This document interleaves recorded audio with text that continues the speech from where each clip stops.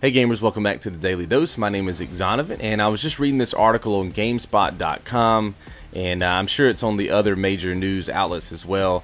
But I think we all know from the PS4 conference as well as the Xbox One conference that both Microsoft and Sony were kind of heading in the direction of picking up a lot of indie developers to make games for their consoles. But this article just proves that they're really into it, and more so than I think we may know.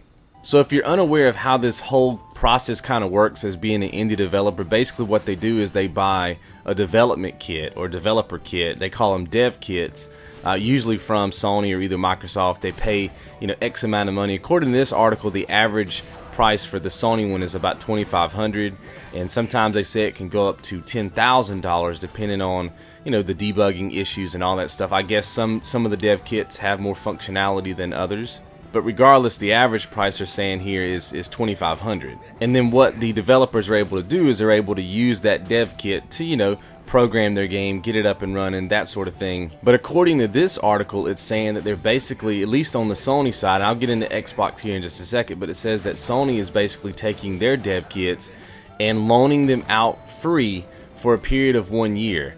And I'll explain what the free thing is in just a second, but let me go ahead and read this excerpt from this article. The dev kit itself costs about $2,500, but Sony is loaning them out for free for a period of 1 year, according to the company's Become a Registered Developer website. Various development sources on the article said that no dev kits have been sold as of yet. All the indies I know got them for free, said one developer. Sony has been amazing about kits and development thus far. Another developer even stated that the company is handing them out like candy. Now, we all know that Microsoft has been reversing some of their policies via their console with DRM and all that kind of stuff, and it looks like they've also made the shift in reversing some of their policies with the way that developers can publish games on their console as well. Here's a quote from that article. Microsoft's new policy for independent developers allows every person to be a creator and every Xbox One to be used for development. The stance is a reversal of policy, as it was announced in May that independent creators could not self-publish on the next generation platform. So this is a very good thing for us, the consumer, right? Because I know that we're all used to paying that $60 price point, and I know it's rumored that games may be going up in price for next gen consoles, but let's just keep it at $60 now because that's what we know. I think we're all kind of used to paying that $60 price point, and sometimes we only get like a 4-hour campaign, and if there's no multiplayer, it kind of feels like we've over invested, right, in our experience. $60 for a 4-hour campaign is not a very good return on our money as consumers. But the power of an indie developer is that they can make a lot of money really fast, because usually the indie games don't come out at a $60 price point. They come out at usually less than $20.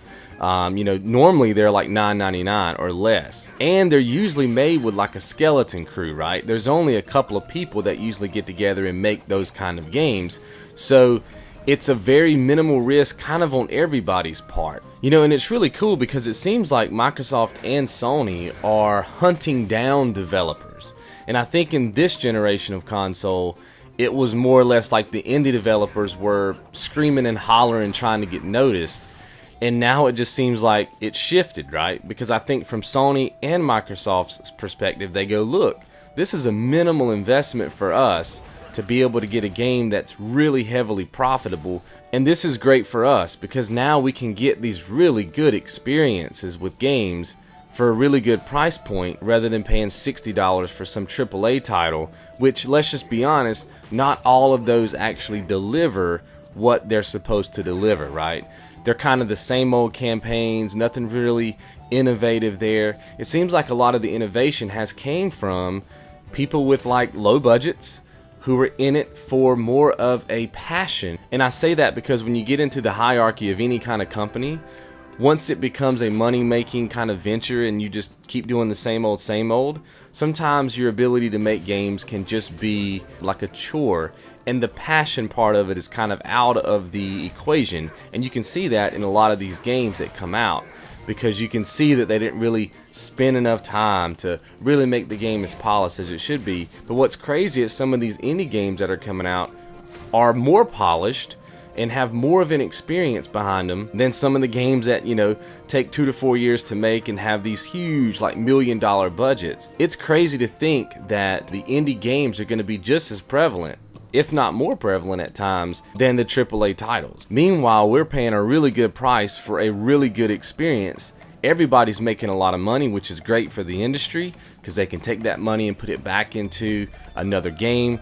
That's going to be a very interesting thing to see this next generation of console, because we've all seen the indie movement happen during this generation, but like I said, it almost seemed like the indie guys were screaming, hey, you know, we're over here, we're making some good games, help us out. And now with these new policies coming out, you know, with Sony really going at it pretty hardcore by just giving these things, well, not really giving them away.